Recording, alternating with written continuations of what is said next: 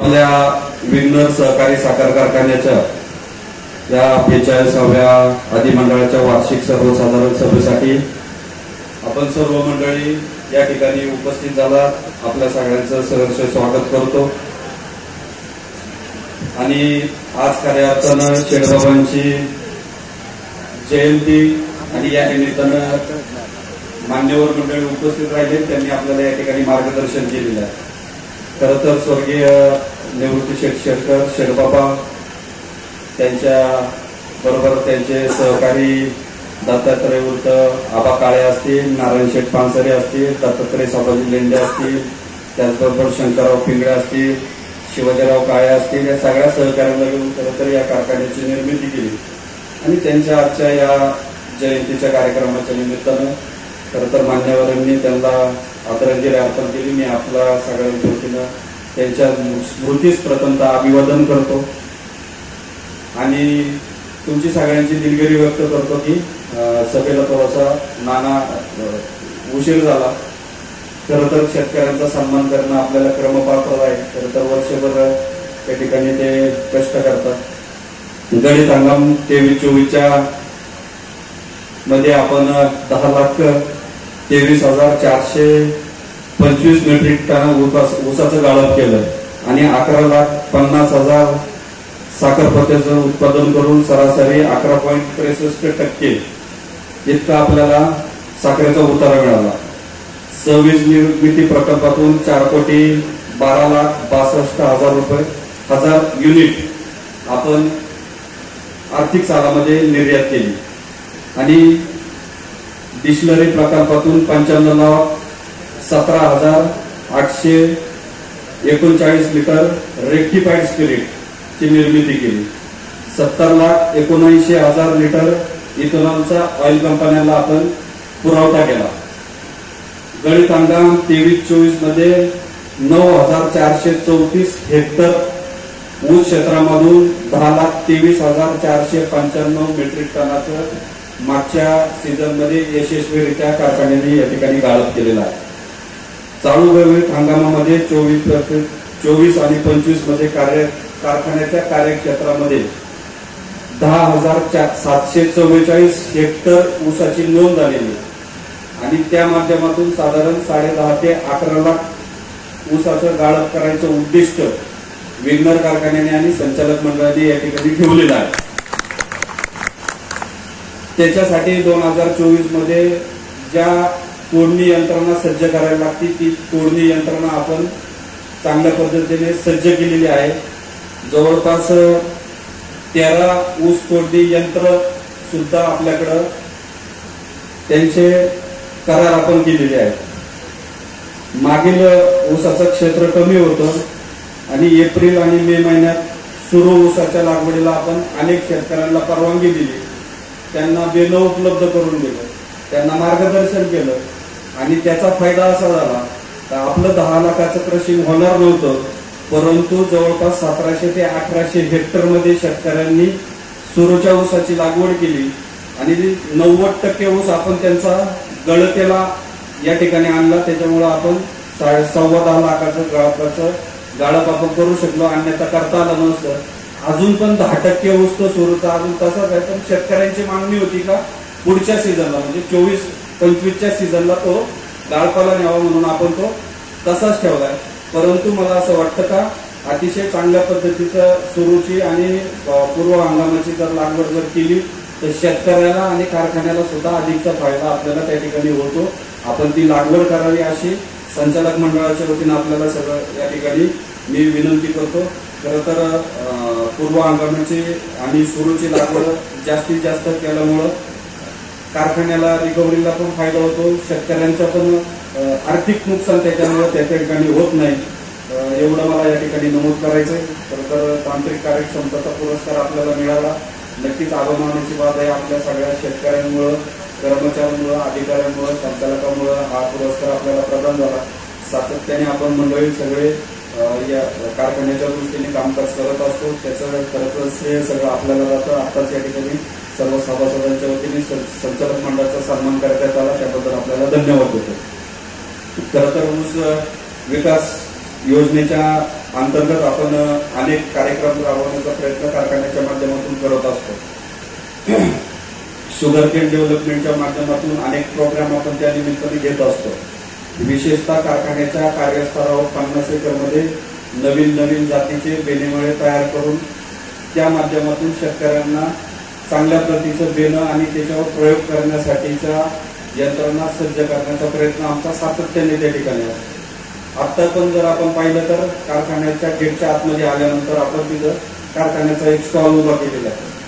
त्यामध्ये आपल्याला योग्य प्रकारची माहिती देण्याचा प्रयत्न आपण त्या ठिकाणी केलेला आहे.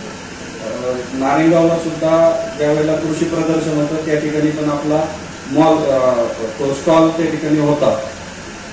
त्या कारखान्याच्या बेणेमाळ्यामध्ये नवीन जातीचा प्रयोग आपण करत असतो.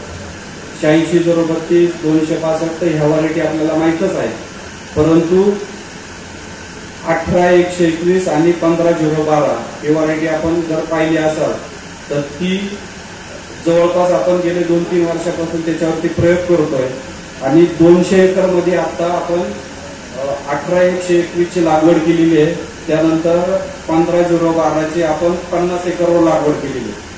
ह्या सीझन मध्ये आपण 18-121 च्या मिल्क टेस्टिंग या वर्षी करणार आहोत आणि त्याच्या रिझल्ट आल्यानंतर आपण सगळ्या शेतकऱ्यांना ते देणं देण्याचा प्रयत्न या निमित्तानं करणार आहोत. खरं तर हे वेगवेगळे प्रयोग आपण सातत्याने या ठिकाणी करत असतो. खासगी नर्सऱ्यांमधून शेतकऱ्यांना चांगल्या प्रतीचं रोपं उपलब्ध करून देण्याचा पण प्रयत्न आपला आहे. आपण अनेक तालुक्यातल्या नर्सरी बरोबर टाईप केलेलं आहे. त्यांना चांगल्या प्रतीचं बेणं पोचवून त्यांच्याकडनं रोपं तयार करून ते शेतकऱ्यांपर्यंत पोचवायचा प्रयत्न सुद्धा आपला कायम त्या ठिकाणी असतो. कारखान्याच्या माध्यमातून हिरवळीची खतं, ताक, दहीच्या सातत्याने आपण देतो, त्यामुळे जमिनीचा पोत त्या ठिकाणी ठरतो. तर उधारी तत्वावर देतो. पूर्ण क्रीडेचा पॅटर्न सगळं तर महाराष्ट्रात आपला विनर पॅटर्न म्हणून प्रसिद्ध आहे का, ज्यामध्ये आपण भोंगेरे पकडण्याचं सुरुवातच खरं तर आपल्या या कारखाने केले. मे ते जूनच्या दरम्यान आपण ते पकडण्याचा प्रयत्न करत असतो आणि तालुक्यातील अनेक शेतकरी पकडून आपल्याला ते देतात. त्याला योग्य किंमत आपण देत असतो. VSIच्या माध्यमातून मल्टी मायक्रोन्यूट्रंट असेल, वसवची ऊर्जा, ह्युमिक ऍसिड हे तर देतो, परंतु कारखान्याच्या माध्यमातून सुद्धा कारखान्याच्या पातळीवर आपण ॲझिटोबॅक्टर, PSB, डिकम्पोजिंग कल्चर हे सगळं बनवण्याचं काम करतो आणि शेतकऱ्यांना उधारी तत्वावर आपण देत असतो आणि त्याचा शेतकऱ्यांना अतिशय चांगल्या पद्धतीचा फायदा झाला. त्याचा उपयोग खरं तर शेतकऱ्यांनी करून घेतला पाहिजे. त्याच्याबरोबर माती परीक्षण करून घेतो, पाणी परीक्षण करून देतो. मला असं वाटतं का आपल्याला जर आजारी पडलो तर आपण जसं रक्त तपासतो तसं जमिनीला पण काय पाहिजे काय नाही पाहिजे त्याच्यासाठी माती परीक्षण, पाणी परीक्षण हे गरजेचं आहे. आणि आपण कुठलाही मोबदला शेतकऱ्याकडून घेत नाही तर शेतकऱ्यांनी खरं तर त्याचा फायदा घेतला पाहिजे. आपण माती कलेक्ट करा, गट ऑफिसला द्या, तिथून आम्ही तपासून त्याचे रिपोर्ट गट ऑफिसला तुमच्यापर्यंत पोहोचू, त्याचा तुम्ही फायदा घ्या अशी विनंती करतो. VSIच्या माध्यमातून मांजरी बुद्रुकला अनेक वेळेला ज्ञान या कार्यक्रम, ज्ञान लक्षबी कार्यक्रम, शेतकऱ्यांसाठी प्रशिक्षण आपण आयोजित करतो. तुम्ही गेलात होता आणि तुम्ही तिथं प्रशिक्षण घेतलं, त्याचा खरं तर आम्हाला आनंद आहे.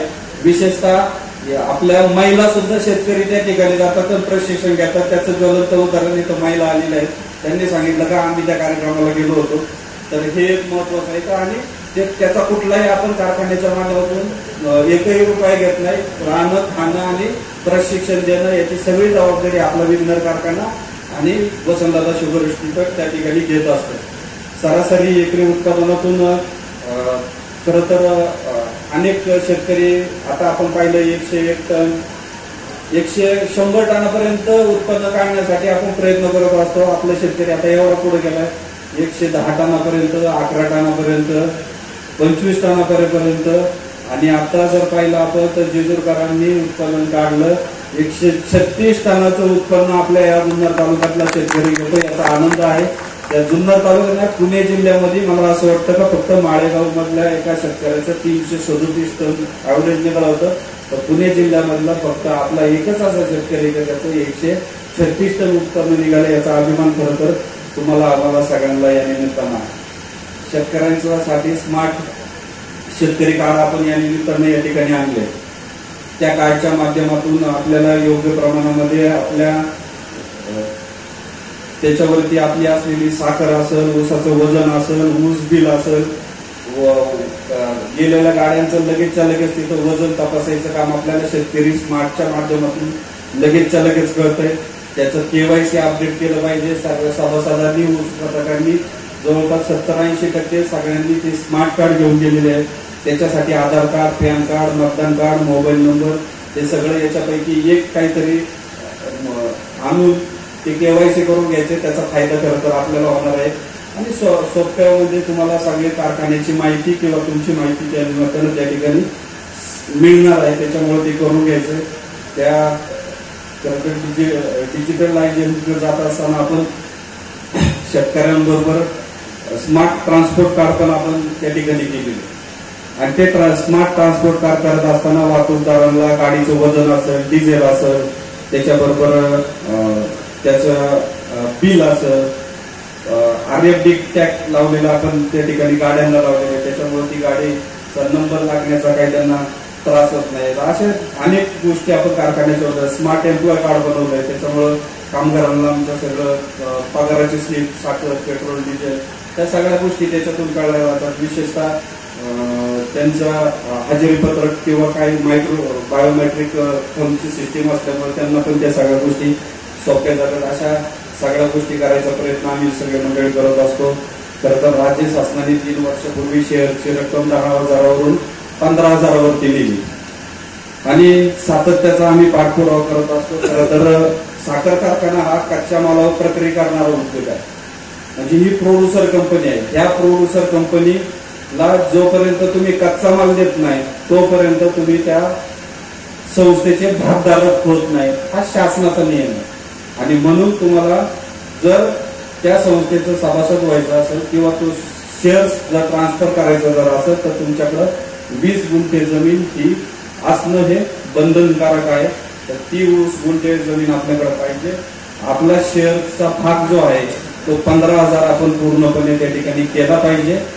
शासनाचा नियम असा आहे की ज्या संस्थेचा सभासद त्या ठिकाणी थकबाकीदार असतो, म्हणजे काय थकबाकी असते त्याची, मग ती कुठली पण असू दे, मग ती शेअरच्या रकमेची पण असू द्या, मग त्याचा शेअर फक्त 5,000 असेल, 10,000 असेल, 12,000 असेल, त्याचा शेअर पूर्ण 15,000 नसेल, त्याला संस्थेचा कुठलाही फायदा, मोबदला किंवा काय ज्या गोष्टी असतील त्या देऊ नये असा शासनाचा नियम आहे. परंतु आपण तो नियम बाजूला ठेवून शेतकऱ्यांना सातत्याने फक्त पाठपुरावा करतो तर ती शेअरची रक्कम पूर्ण करा आणि तो शेअर पूर्ण करून तुम्हाला ज्या काय कारखान्याचा लाभ मिळतो म्हणजे साखर मिळते ती आपण घेऊन जा. परंतु शेतकरी अजून पण काही शेतकरी आहेत की त्यांनी तो भाग पूर्ण केला नाही. आमची विनंती आहे तर तो पूर्ण करावा. गेले 4 ते 5 वर्षापासून आम्ही त्या शेतकऱ्यांच्या सारखा पाठपुरावा करतोय. वेगवेगळ्या पद्धतीने त्यांच्यापर्यंत पोहोचण्याचा प्रयत्न करतोय. त्यांना नोटीस पाठवतोय, त्यांना पत्र पाठवतोय, त्यांना विनंती करतोय. ते अजूनही पूर्ण करत नाही. त्यांनी तो पूर्ण करावा अशी मी त्यांना विनंती करतो. खरं तर तो भाग पूर्ण केलेला नाही. त्यांच्यासाठी आम्ही त्यांना थोडंसं त्याची जाणीव व्हावं म्हणून 10,000 रुपये शेअर ज्यांचा आहे त्यांना आपण 35 किलो साखर देतो आणि ज्यांचा 5,000च अजून बाकी आहे त्यांना अजून पैसे देत आपण साखर आता बंद केलेली आहे. कारण सगळ्यात महत्वाचं का जर 5,000चा शेअर अजून 15 वर्षात तो एकदा पण भरत जर नसेल तर हे बरोबर नाही. म्हणून ते भरण्यासाठी खरं तर आपली या पद्धतीने आपण त्यांना विनंती केलेली आहे. या माध्यमातून मला आपल्याला सगळं सांगायचं की आपण तो भाग आपला पूर्ण नसेल तर तो भाग पूर्ण करून द्यावा अशी मी आपल्याला सगळ्यांना विनंती करतो. शेतकऱ्यांच्या वीज बिल जर बघितलं आपण का शासनाने आपल्याला वीज बिल कपाती करण्यासाठी 8 झालेला आहे. त्या ठिकाणी आपल्याला विनंती केली.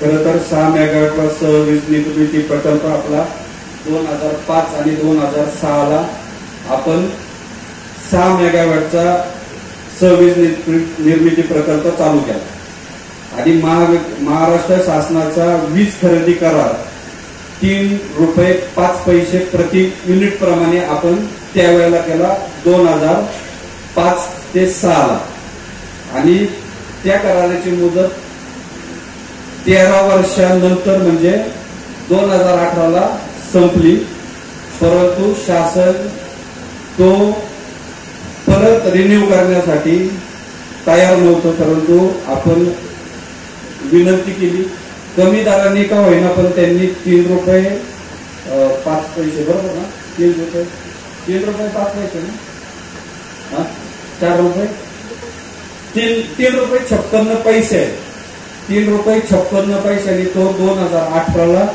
करार करून घेतला. पण त्या करार करताना त्या करारामध्ये एक जाचक अट घातली. त्याच्यामध्ये काय सांगितलं त्यांनी त्या अटीमध्ये की तुम्ही जर तो करार करायचा जर असेल तर त्याच्यामध्ये आपण शेतकऱ्यांचे थकबाकी, शेतकऱ्यांचे थकीत वीज बिलातून दरवर्षी 10% प्रमाणे त्याची वसुली करायची आणि टप्प्याटप्प्याने 100% ती वसूल कारखान्याने करून द्यायची तुमच्या ऊसाच्या बिलातून. आणि ती जर केली नाही तर त्याच्यामुळे तुम्हाला थकीत वसुली विरोध ती जर केली नाही तर तुमच्यावर वीज बिलातून दंड वसूल केला जाईल, असं शासनाने त्या ठिकाणी सांगितलं. आणि आपला त्याला पूर्णपणे तीव्र विरोध होता का शेतकऱ्यांच्या ऊसाच्या बिलातून त्यांच्या असलेले लाईटच्या वीज बिलाची थकबाकी वसूल करायची नाही, हे आमचा त्याला विरोध होता. आणि शेतकऱ्यांचा विरोध होता, तुमचा होता. शेतकरी संघटनेचे काही पदाधिकारी मला भेटले, त्यांचा सुद्धा त्यावेळेला विरोध होता, बरोबर ना अंबादास शेठ. आपण भेटलो आणि आपण स्पष्टपणाने सांगितलं की शेतकऱ्यांची वसुली आपल्याला करायची नाही, शासनाला पैसे कापून द्यायचे नाही. परंतु त्यांनी आपल्या प्रोजेक्टच्या या बिलामधून जवळपास 1,25,00,000 रुपयाचा आपल्याला सातत्याने दरवर्षी दंड करीत आलेले. म्हणजे हे पण आपल्याला त्या महावितरण कंपनीच्या या कारभारामुळे आपल्याला हा तोटा आपल्याला या निमित्तानं सहन करायला लागतो, कारखान्याला सहन करायला लागतो. परंतु आपण शेतकऱ्यांच्या बाजूने त्या ठिकाणी बाजू मांडायचा प्रयत्न सातत्याने केलेला आहे. आणि आम्ही संचालक मंडळाने सुद्धा निर्णय घेतला का कुठलाही एकही प्रकारचा 1ही रुपया शेतकऱ्यांच्या बिलातून कापायचा नाही. खरं तर साखर विषयीचं धोरण सरकारने महत्वाने गांभीर्याने घेणं त्या ठिकाणी गरजेचं आहे. कारण जर आपण पाहिलं तर मागील वर्षी पूर्ण देशामध्ये जवळपास 340 लाख मेट्रिक टन साखरेचं उत्पादन झालं पूर्ण देशामध्ये. मागील वर्षी 60 लाख मेट्रिक टन एवढा साठा सुरुवातीला शिल्लक होता आणि या वर्षी 400 लाख मेट्रिक टन साखर देशामध्ये तयार झाली, 400. आणि आपल्याला फक्त 265 ते 70 लाख मेट्रिक टन साखर ही फक्त पूर्ण भारत देशाला लागते. म्हणजे जवळपास 250 जरी पकडलं 4-5 म्हणजे 150 लाख मेट्रिक टन साखर ही आपल्या देशामध्ये तशीच्या तशी शिल्लक राहणार आहे. परंतु आणि एक्सपोर्टला साखरेचे बाजारभाव एवढे चांगले होते का मला असं वाटतं का मी ज्या दिवसापासून हे साखर मला काढायला लागली, विक्री करायला लागली, तेव्हापासून एक्सपोर्टला कधीही अशा प्रकारचे चांगले बाजारभाव कधीच मिळाले नाही. एवढे चांगले बाजारभाव एक्सपोर्टला साखरेसाठी होते. पण केंद्र शासनाने साखर एक्सपोर्ट करायची नाही असा निर्णय घेतला आणि ही सगळी साखर जागच्या जागेवर पडून राहिली. जर ही साखर जर एक्सपोर्ट केला असता तर शेतकऱ्यांना 200-300 रुपये बाजारभाव अधिकचा आपल्याला देता आला असता. परंतु केंद्र सरकारने या साखरेवर निर्यात बंदी आता मला असं वाटतं का आपल्याकडे मुबलक प्रमाणात साखर शिल्लक आहे ती उठवायला पाहिजे आणि ती उठवली तर आपल्याला आंतरदेश म्हणजे एक्सपोर्ट मध्ये चांगला बाजारभाव मिळेल. दादा आम्ही ब्राझीलला कारखाने बघायला गेलो होतो आणि त्या ठिकाणी खूप म्हणजे 1500 एकरचा एकच शेतकरी, त्याची ऊसाची शेती 1500 एकर, 2000 एकर, 5000 एकर त्याच्या ऊसाच्या शेताची सर्व मशिनरीने काम करतात. पण गव्हर्नमेंट निर्णय असं घेतं का साखर एक्सपोर्ट ज्यांना ज्या कंट्रीमध्ये करायची त्या कंट्रीमध्ये ते साखर एक्सपोर्ट करू शकतात. त्यांना पाहिजे तेवढ्या प्रमाणात ते इथेनॉल बनवू शकतात, पेट्रोलमध्ये पाहिजे तेवढ्या प्रमाणामध्ये ते इथेनॉल मिक्स करू शकतात. आणि त्यांनी ब्राझीलमध्ये पंपावरती जसं पेट्रोल आणि डिझेल चालवले त्याच पद्धतीने इथेनॉलचा नोझल सुद्धा काढून ठेवलेला आहे, जेणेकरून त्या गाड्या फ्लेक्स इंजिन बनवलंय तर त्या गाड्या त्या पेट्रोलवर पण चालतील, डिझेलवर पण चालतील आणि इथेनॉलवर पण चालतील. तर अशा पद्धतीच्या खरं तर निर्णायक धोरण आपल्याला अपेक्षित आहे आणि त्याच्यामुळे खरं तर आपल्या शेतकऱ्याला अधिकचा फायदा होणार आहे. सातत्याने आपण मागणी करतो FRP मध्ये शेतकऱ्यांच्या वाढ होती, शेतकऱ्यांच्या FRP मध्ये वाढ होती ही आनंदाची गोष्ट आहे, अतिशय चांगली बाब आहे. शेतकऱ्यांच्या मालाला बाजारभाव अधिकचा मिळणार आहे, तो मिळालाच पाहिजे. तर त्याबरोबर साखरेचे बाजारभाव वाढले पाहिजे, इथेनॉलला मागणी वाढली पाहिजे आणि त्याबरोबर आज जर बघितलं तर 3100 रुपये MSP आहे. तर ती 3100 रुपये MSP आहे, ती 40-42 रुपये जर साखरची MSP जर केली तर नक्कीच अधिकचा बाजारभाव आपल्याला पण देता येईल आणि कारखान्याची आर्थिक परिस्थिती जी काय आपण आताच्या TV चॅनलला पेपरला ज्या काही गोष्टी बघत आहात त्याच्यातून नक्कीच मला असं वाटतं का शेतकऱ्यांना आणि कारखान्याला अधिकचा फायदा या निमित्तानं त्या ठिकाणी होणार आहे. मी या निमित्तानं खरं तर राज्य सरकार आणि केंद्र सरकारला या निमित्तानं या ठिकाणी विनंती करत मला आवर्जून या निमित्तानं या ठिकाणी अजून एक गोष्ट सांगायची की अनेक वेळेला सभासदांची विचारणा होत असते, उपपदातून मिळणारं उत्पन्न हे जातं कुठं, बरोबर ना. तुमचा बऱ्याच जणांचा विषय असतो का बाबा साखरेचं उत्पन्नातून तुम्ही आम्हाला पैसे देता आणि मग उपपदार्थातून मिळणारे पैसे कुठं जातात, ते पण आपल्या बाजारभावातच जात असतात, ते काही वेगळ्या कुठं ठिकाणी जात नाही. खरं तर साखर विक्री, मोलॅसिस, बगॅस, त्याच्याबरोबर इतर किरकोळ काही उत्पन्न असतील तर त्याच्यातून आपल्याला तो उत्पन्न मिळत असतं आणि आर्थिक वर्षात साखर उत्पन्नाचा प्रति क्विंटल खर्च 4,839 रुपये अहवालामध्ये आहे. बरोबर, उत्तर देणार मी आत्ताच देणार तुम्हाला उत्तर. तर तो अनेक जणांना प्रश्न पडला असेल का बाबा हे नक्की काय आहे. जर 4,442 रुपये जर तो वाढला असेल तर एवढा खर्च कस काय वाढला, कशामुळे वाढला, तो दिसतोय कशा. तर मी त्याच्यामध्ये पहिलं तुम्हाला एक सांगतो, उपपदार्थातून आलेले पैसे किती आहेत आपल्याला ते पहिल्यांदा सांगतो. त्याच्यामधून आपल्याला मोलॅसिस मधून 43,08,01,000 रुपये आपल्याला उत्पन्न मिळालं, प्रेसमोड मधून आपल्याला 1,46,00,000 रुपयाचं उत्पन्न मिळालं, बगॅस मधून 1,73,000 रुपयाचं उत्पन्न मिळालं, कोजन बगॅस मधून आपल्याला 9,03,00,000 रुपयाचं उत्पन्न मिळालं. आणि आता 23-24 साखर उत्पन्नाच्या प्रति क्विंटल मध्ये 528 रुपये, बरोबर ना, 528 रुपयाची वाढ झाली दिसते तुम्हाला. तर मग आता ही वाढ कशामुळे झाली, कशी झाली, का झाली, हा तुम्हाला प्रश्न आहे. 5 नंबर सांगू का, 5 नंबर काय बघायचं असेल तर ही 34 रुपयाची वाढ तुम्हाला त्या ठिकाणी दिसते. त्याचं विश्लेषण 2 मिनिटांमध्ये मी या ठिकाणी करतो. सगळ्यात महत्वाचं, ऊस किंमत सोडून साखर उत्पादनात प्रति क्विंटल झालेली वाढ.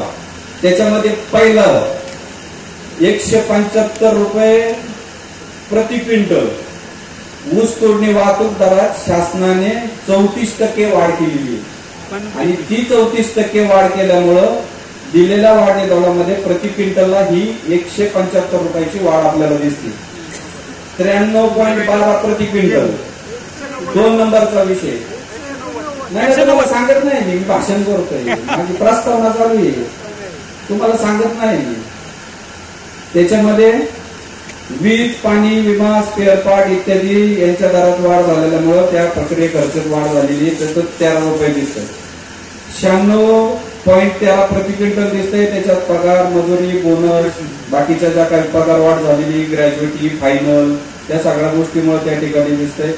दुसरा भाग म्हणजे कारखान्याच्या भागभांडवलाला डिस्लरी प्रोजेक्ट जो झालाय त्याचे 20% आणि कारखान्याच्या मागील अर्थवर्षामध्ये डिस्लरीने जे काही हप्ते दिले त्याच्यामुळे 151 रुपयाचं आपल्याला त्या ठिकाणी ती वाढ दिसते.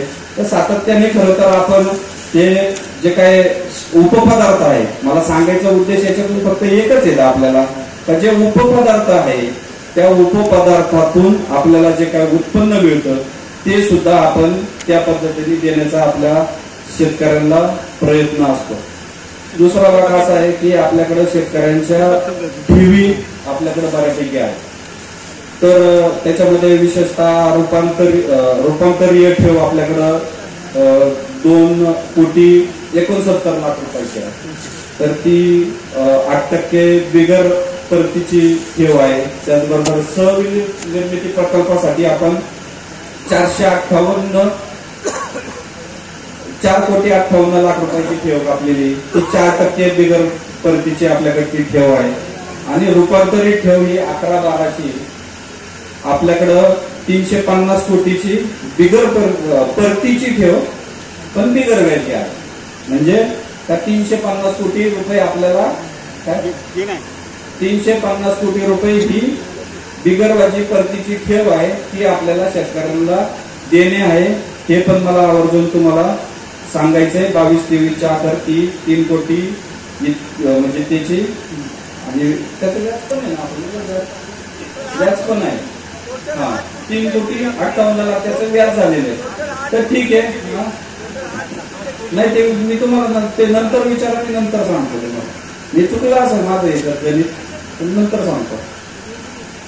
तर आता ह्या गोष्टी तर आहेच आहे, पण याच्याबरोबर सगळ्यात महत्वाचा विषय का, आता जर आपण पाहिला असेल तर कारखान्याचा आपला कारखाना 84-85 साली हा कारखाना उभा केला आणि 1250 मेट्रिक टन प्रतिदिन क्षमता असलेल्या कारखान्याची आपली सुरुवात झाली.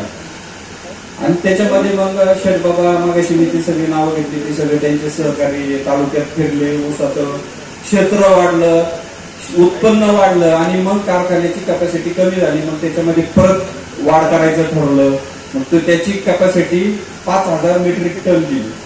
5,000 मेट्रिक टनावरती आतापर्यंत आपला कारखाना या ठिकाणी चालू आहे. त्याच्यामध्ये मला असं वाटतं का दुसरी मिल नंतर बसवली ना, दुसरी मिल किती 91ला, म्हणजे 91ला दुसरी 5,000 करायच्या वेळेला दुसरी मिल बसवली आणि आपल्या कारखान्याचे 2 मिलिंग टेंडम त्या ठिकाणी आपल्याला आता पण पाहायला मिळत आहे. म्हणजे जवळपास मला असं वाटतं का आता हे जो 2 मिलिंग टेंडम आहे त्याच्यावरती आपण जे काय गाळप करतो 180 तर 190 दिवस आपल्याला ते गाळप करायला लागतं. त्याच्यात वाढलेलं अडसाली लागवडीचं प्रमाण, पूर्व हंगामी आणि सुरूचं झालेलं प्रमाण, कमी झालेलं प्रमाण आणि लेट होत जातो आपला. जुना मिलिंग टेंडम दोन्ही असल्यामुळं, कारखाना जुना असल्यामुळं आपल्याला खूप मेंटेनन्सला त्रास होतो, जास्तीचा मेंटेनन्स करायला लागतो. आपल्याला लोक पण खूप लागतात तिथं काम करायला. त्याच्याबरोबर आपल्याला चांगल्या पद्धतीचे रिझल्ट येत नाही, चांगली रिकव्हरी येत नाही. सातत्याने आमचे संचालक मंडळ ज्यावेळेला कारखाना चालू असतो त्यावेळेला सारखे आमच्यासमोर प्रॉब्लेम येत असतात. प्रत्येक प्रॉब्लेम आम्ही संचालक मंडळी सोडवत असतो आणि म्हणून मग आता याच्यामध्ये काही ना काहीतरी आपल्याला बदल केला पाहिजे.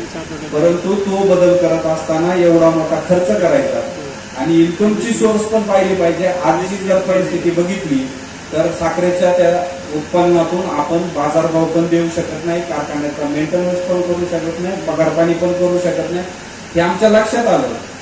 आणि म्हणून आपण पहिला डिस्लरी प्रोजेक्ट उभा केला. मग तो डिस्लरी प्रोजेक्ट उभा करत असताना आपण पहिला डिस्लरी 30 KLPDची आपली डिस्लरी जुनी होती, 35 KLPDची डिस्लरी आपण नवीन प्रस्तावित केली आणि ती प्रस्तावित केल्यानंतर तिचा आपल्याला ज्या गोष्टी होत्या त्याचे परमिशन्स मिळाल्या, ती डिस्लरी आपण उभी केली. ती डिस्लरी उभी केल्यानंतर मागील हंगामात बी हेवी मोलेस इथेनॉलचं 60 लाख लिटरचं टेंडर आपण शासनाला भरलं. 7 डिसेंबर 2023ला केंद्र सरकारने बी हेवी इथेनॉल मोलेसेस पासून इथेनॉल बनवण्यावरती बंदी घातली. आपल्याला 60 लाख लिटरचं टेंडर भरण्याची परमिशन पण मिळाली आणि ही बंदी आल्यानंतर लगेचच आपल्याला ती आपली ऑर्डर ती कॅन्सल केली शासनाने आणि आपल्याला 32 लाख लिटर इथेनॉल पुरवण्याचं टेंडर मिळालं आणि त्या ठिकाणी आपल्या कारखान्याला फार मोठ्या आर्थिक फटका या निमित्तानं त्या नवीन प्रोजेक्ट मध्ये आपल्याला बसला. अतिशय चांगल्या पद्धतीने आपण तो प्रोजेक्ट उभा केला, ताकदीने चालवला, त्याचे चांगले आपल्याला रिझल्ट आले. त्याच्यामध्ये आपण म्हणजे त्याच्यामध्ये आपल्याला अधिकचा खर्च पण करायला लागला. खरं तर ह्या डिस्लरी मधून आपल्याला अनेक इथेनॉल बनवल्यामुळे अनेक फायदा होणार होता, परंतु केंद्र शासनाने तो निर्णय घेतला. आणि मला असं वाटतं का आजच्याच पेपरला पुन्हा बातमी आलेली आहे का केंद्र शासनाने त्याच्यावरची जी काही बंदी होती किंवा तो बनवण्यासाठी त्यांचा जो विरोध होता त्याच्यावरची बंदी त्या ठिकाणी उठवली. खरं तर 30 KLPDची डिस्लरी आपण 35 KLPD वरती नेली आणि त्याच्यातून जवळपास आपण 1 लाख लिटर पर्यंत आपण ट्रायल बेसवर पोहोचलेलो आहे. म्हणजे या सीझन मध्ये अतिशय ताकदीने आणि पूर्ण क्षमतेने आपली डिस्लरी यावर्षी चालणार आहे. त्याच्यातून अधिकचा आपल्याला उत्पन्न या निमित्तानं मिळणार आहे. खरं तर जवळपास 108 कोटी रुपयाचा खर्च या डिस्लरीसाठी आपण पूर्ण केलेला आहे. जवळपास 93 कोटी रुपयाचं आपण कर्ज बँकेकडनं घेतलंय. त्याच्यातलं 24 कोटी रुपये आपण त्याचे भरले, पण साधारण 70 कोटी रुपये आपले त्याचे बाकी आहे. म्हणजे मग आपण पहिल्यांदा सगळ्यात महत्वाचं की आपण डिस्लरी उभी करून त्याच्यातून उत्पन्न आपल्याला कसं मिळेल या दृष्टीने पहिले आपण वाटचाल केली. आणि आता 2 रुपये आपले त्याचे पहिले चालू झाले आणि मग नंतर आता एक्सपान्शनच्या दिशेने आपण वाटचाल केली. आपण आता जर कारखान्याच्या स्थळावर जर बघितलं असेल तर कारखान्याचं एक्सपान्शनचं काम आपण चालू केलेलं आहे. आजही पण त्या ठिकाणी काम चालू असल्यामुळे आपल्याला मीटिंग इकडे घ्यायला लागली, गोडाऊनात साखर असल्यामुळे जेवणाचं खाली करायला लागलं. तर आणि ते विस्तारीकरण आपण पूर्ण क्षमतेने आता चालवणार. एकच मिलिंग टेंडर करणार आहे. त्याच्यातलं 1-2 मिनिटांमध्ये आपल्याला त्याचं विस्तृतीकरण देतो का 7500 मेट्रिक टनाचं क्षमतेने आपण आता कारखाना बनवतोय. त्याच्यामध्ये जुनी मिल आपली 30-60 ची जुनी मिल होती, ती 4 मिल होत्या. त्या 4ही मिल आपण काढून टाकतोय आणि त्याच्या जागेवर 45-90 साईजच्या TRPF सहित 4 मिल नवीन बसवत्या. त्याच्याबरोबर बिलिंग हाऊसची शेडची उंची वाढवलेली. आपण जाताना येताना रस्त्यातून बघत असाल तर ते आपल्याला दिसतंय. त्याची उंची वाढवून आपण त्या ठिकाणी ते शेडची उंची वाढवली आणि मिल हाऊसचं काम चालू केलेलं. त्याच्याबरोबर जुने दोन्ही बॉयलर आपले जे होते ते 35 मेट्रिक टनाचे होते, ते आपण 35 वरून 50 मेट्रिक टनाचे दोन्ही बॉयलर करतो. त्याचबरोबर 3 मेगावॅटचं टर्बाईन काढून आपण 6 मेगावॅटचं टर्बाईन जनरेटर सेट त्या ठिकाणी बसवतोय. ते सगळं आपण काढून टाकणार आहे. त्याचबरोबर नवीन पॅन आणि सेंट्रिफ्युगल मशीन नव्याने आपण त्या ठिकाणी बसवणार आहे. त्याच्याबरोबर शुगर हाऊस मध्ये आपण शुगर ग्रेडर बनवतोय, जेणेकरून साखरेची प्रतवारी अतिशय चांगल्या पद्धतीने आपल्याला करता येईल. त्याचबरोबर 7500 मेट्रिक टनाचं बॉइलिंग हाऊस नव्याने आपण त्याची त्या ठिकाणी उभारणी करतोय. नवीन प्लांट मध्ये बऱ्यापैकी आपण ऑटोमेशन करतोय का जेणेकरून आपल्या सिस्टीम जी आहे ती अतिशय चांगल्या पद्धतीने त्या ठिकाणी रन झाले पाहिजे. मग त्याच्यामध्ये नवीन ट्रान्सफॉर्मर असेल, पॅनल बोर्ड असेल, केबल असतील, त्या अनेक गोष्टी आहेत. त्याच्याबरोबर सिव्हिलचं काम असेल, हे सगळं अनेक गोष्टी करतोय. त्याच्यासाठी केंद्र शासनाकडून आपल्याला त्याची जी IM लागतं ते IM आपल्याला त्या ठिकाणी मिळालंय. त्याच्याबरोबर कमिशनर ऑफ शुगरचं आपल्याला ज्या काही परवानग्या लागतात त्या मिळालेल्या आहेत. त्याच्या आर्थिक प्रशासकीय मंजुऱ्या ज्या लागतात त्या आपल्याला त्या ठिकाणी मिळाल्या. त्याच्याबरोबर स्टेट लेवलच्या कमिटी बोर्डच्या ज्या मंजुरी करायला लागतात, ज्या हे करायला लागतात, त्या आम्ही सर्व संचालक मंडळ त्या ठिकाणी होतो, त्या सगळ्या आम्ही पूर्ण केलेल्या आहेत. आणि त्या सगळ्या पूर्ण करून आता आपण कारखान्याचं कामकाज या पूर्ण तत्वावर त्या ठिकाणी चालू आहे. जवळपास 190 कोटी रुपये आपल्याला हे एक्सपान्शनला खर्च येणार आहे. 70% कारखाना आपण या ठिकाणी आता नव्याने करायचं काम हातात घेतलेलं आहे आणि त्या दृष्टीने आता आपली वाटचाल चालू आहे. हे मला आपल्याला प्रामुख्याने या ठिकाणी सांगायचंय.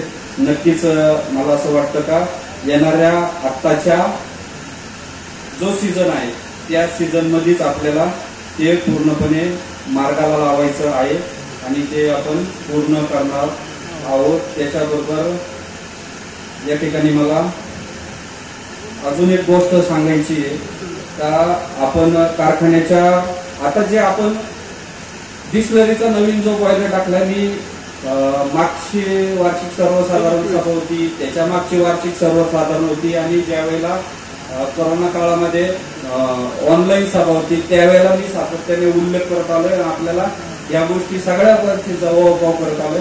पुन्हा एकदा या गोष्टीचा मी अभाव करतो, कारण अनेक जणांना काय अजून शंका आहे किंवा त्याच्याबद्दल काय आम्हाला विचारणा होती. सीबीजी प्लॅन्ट जो आपण उभा केलेला आहे तो सीबीजी प्लॅन्ट कारखान्याच्या मालकीचा नाही, हे मी तुम्हाला सातत्याने पुन्हा पुन्हा सांगतोय. आणि तो आमचाही कोणाचा प्रायव्हेट नाही हे पण तुम्हाला सांगतो. त्याच्या पुढचा विषय असा आहे का आपण फक्त त्यांना प्रेसमेड दिलेलं आहे. प्रेसमेड का दिलेलं आहे तर आता आपण जो इन्सुलेशन बॉयलर बसवलेला आहे त्याच्यातून जो स्पेंट वॉश निघणार आहे तो इथून मागच्या काळामध्ये आपण कंपोजिट खत बनवण्यासाठी वापरत होतो, म्हणजे मिसळ बनवायला वापरत होतो. आणि आता आपल्याला स्पेंट वॉश आपण जो इन्सुलेशन बॉयलर बनवणार आहे त्या इन्सुलेशन बॉयलर मध्ये फायर करून तो जाळून टाकणार आहे. आणि मग तो जाळल्यानंतर आता मग कंपोस्ट खत कसं बनवायचं तर त्याला आता काहीतरी प्रोसेस करायला लागेल. तो संपवायचं कुठं, विकायचं कुठं, त्याला मागणी नाही एवढी, मग तो संपवायचा कुठं संपवायचा. तर मग आम्ही सर्व संचालक मंडळी सीबीजी मध्ये त्याचं कन्व्हर्शन करायचं म्हणून आम्ही त्याच्या अनेक गोष्टींमध्ये सर्च केला. 4-5 वर्षापासून आम्ही त्याच्या मागं होतो. त्याच्यामध्ये अनेक कंपन्या सीबीजी प्लॅन्ट बनवला. मी त्याचं नाव प्रामुख्याने तुम्हाला यातील सांगतो. प्राच इंडस्ट्रीज असेल, अनेक लोकांना माहिती असं प्राच इंडस्ट्री म्हणून प्राच कंपनी एक सीबीजीचा प्लॅन्ट बनवती. त्याच्याबरोबर जीपीएस बँगलोरची कंपनी ती एक बनवती. एव्हर इनोव्हारो म्हणून एक मध्य प्रदेश मधली ती एक बनवती. आणि युनायटेड बायोगॅस या कंपन्या प्लॅन्ट बनवतात. सगळ्यात महत्वाचं का आम्ही हे सगळं बघून आलो. या महाराष्ट्रात एकाही सहकारी साखर कारखान्यावरती सीबीजीचा प्लॅन्ट नाही.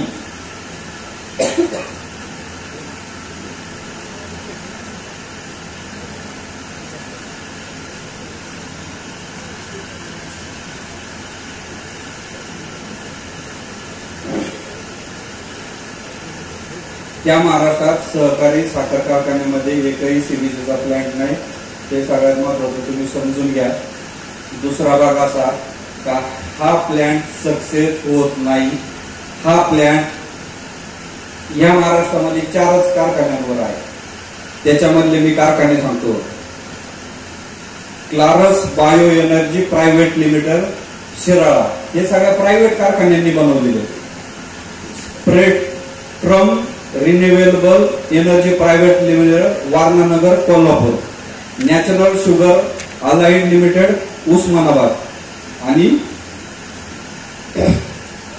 युनायटेड बायो एनर्जी जुन्नर म्हणजे आपला. म्हणजे महाराष्ट्रात फक्त 4च प्लॅन्ट आहेत.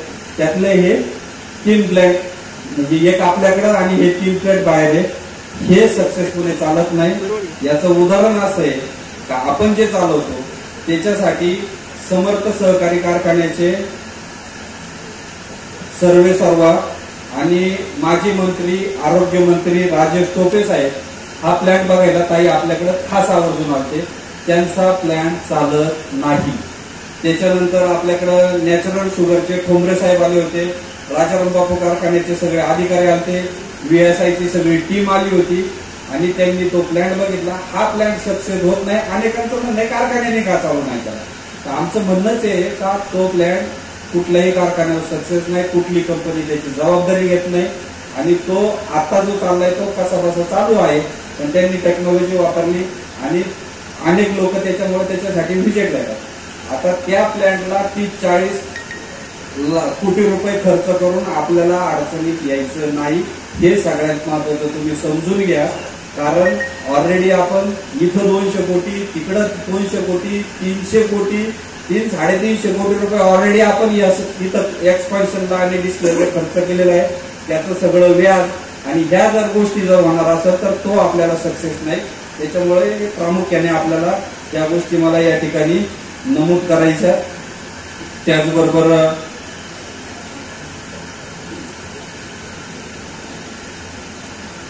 कारखान्याच्या माध्यमातून आपण अनेक गोष्टी खरं तर या ठिकाणी बोलण्यासारख्या आहे.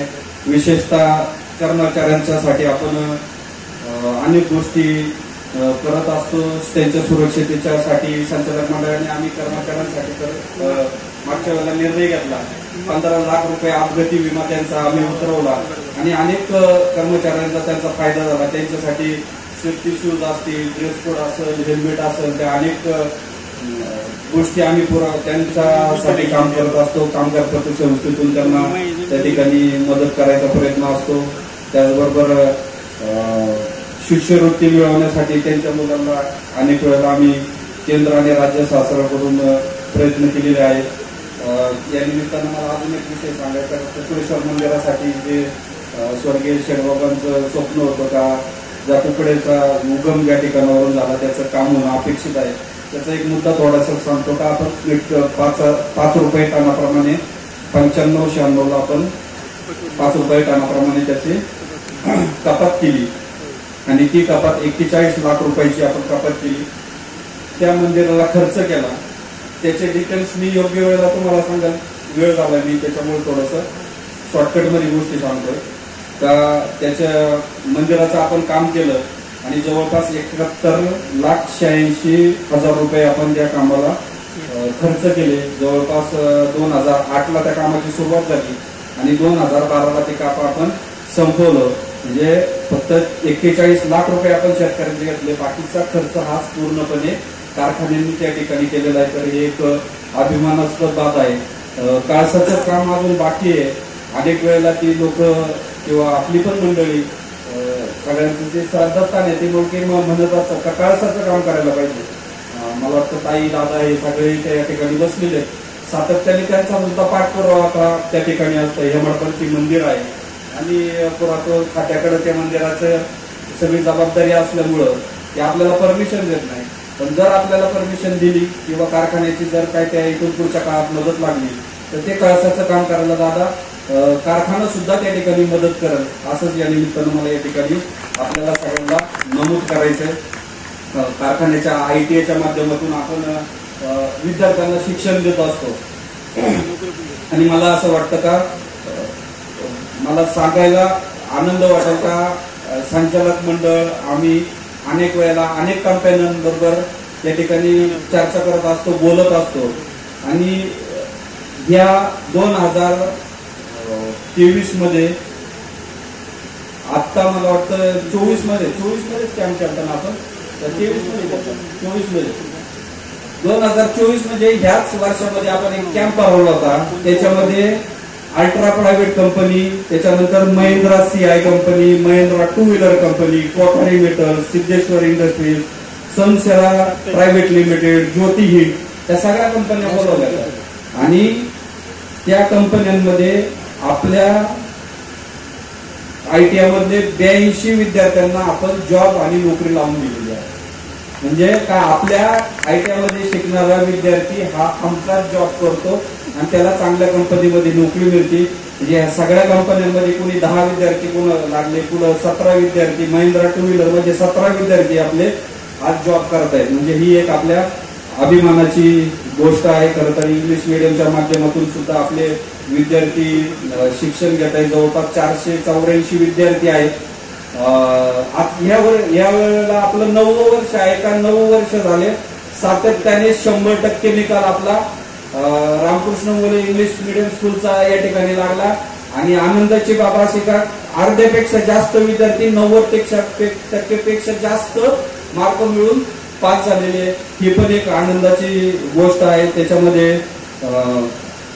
अनेक मुलं काय सांस्कृतिक क्रीडा क्षेत्रामध्ये 7 मुली आपली जिल्हा स्तरावर कुस्ती स्पर्धेमध्ये झाले. व्हॉलीबॉलमध्ये 17 वर्षाच्या खालील संघ आपला राज्याच्या याच्यावर त्या ठिकाणी 3ऱ्या क्रमांकावर आला. म्हणजे या एक गोष्टी खरं तर आपल्यासाठी महत्वाच्या आहेत. मी अधिक वेळ आपला घेणार नाही. मला असं वाटतं का नंतरच्या याच्यामध्ये काही विषय जर राहिले असेल तर आपण त्या चर्चेतून नक्कीच सोडू.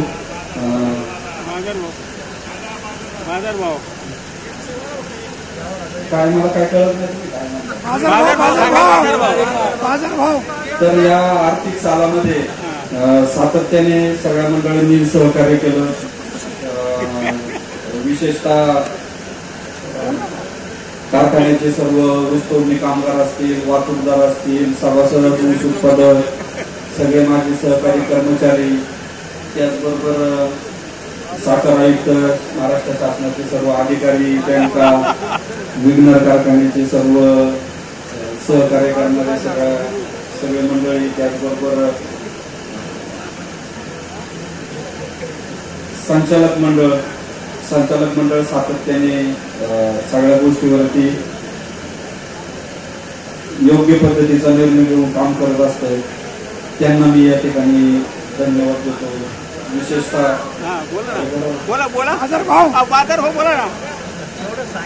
विशेषतः कर्मचारी, अधिकारी, शासकीय मंडळी, विशेषतः शेतकरी संघटनेचे तानाजी शेठ असतील, अंबादास शेठ, संभाजी शेठ, राजू शेठ, योगेश तोडकर, सगळी मंडळी उपस्थित,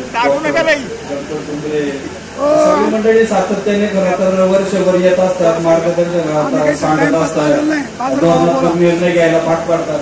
हे करून बाजारभावाच्या बाबतीमध्ये काय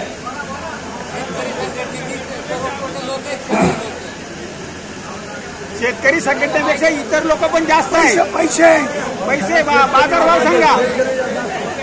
मागील वर्षी आपण डिस्लरी प्रकल्पाचं विस्तारीकरण केलं. तुम्हाला मी आकडा सांगितला का एवढा आपण खर्च केला. त्याच्याबरोबर आपण आता नवीन कारखान्याचं विस्तारीकरण करतोय. त्या मोठ्या बाबी आहेत. त्याच्यातून सगळ्यात महत्वाचं या सगळ्या याच्यामध्ये 30-35% स्वनिधी आपला आहे. म्हणजे आता जे काम चालू आहे त्याच्यामध्ये 25-26 बरोबर ना, 25-26 कोटी रुपये आपण आता 27 कोटी रुपये आता आपण स्वनिधीतून खर्च केला. 25-30 कोटी स्वनिधी आपण या ठिकाणी केलेला आहे. आणि नक्कीच मला असं वाटतं का मागील वर्षी आपण आपली या फरकी 26 मागच्या वर्षी किती होती आपली 2600 होती. आपण किती दिले? 2900 दिले ना. 3050 दिले विना कपात. आपण 3050 रुपये. आणि आज या वर्षीची आपली या फरकी जी आहे ती 2697 रुपये 42 पैसे आहे. ती या फरकी आपण पूर्ण केलेली आहे. आणि आतापर्यंत आपण 2900 रुपये आपण शेतकऱ्यांना पूर्णपणे खात्यावरती जमा केलेले आहे. दिवाळीसाठी आपण शेतकऱ्यांना नक्कीच आपण त्यांची दिवाळी गोड करू. शेठबाबा अण्णा यांनी कधी दिवाळी गोड केली नाही असं झालं नाही. संचालकांनी पण आमच्या सातत्याने निर्णय घेतला. आणि तुम्हाला आताच डिक्लेअर करायचा का? एकदाच करायचा का? एकदाच करा. शेठ बाबाच्या म्हणण्याप्रमाणे 1 रुपया वाढून. बरं ठीक आहे. तुमच्या सगळ्यांच्या खात्यात दिवाळीला पैसे जमा करू आणि 3200 रुपये विघ्नर कारखान्याच्या आपल्याला या ठिकाणी आम्ही जमा करू. विना कपात एकही रुपयाची कपात नाही. आणि या वर्षीचा हा फायनल बाजारभाव 3200 रुपये असेल. 3201 1 रुपया देऊन काय भांडण लावतो?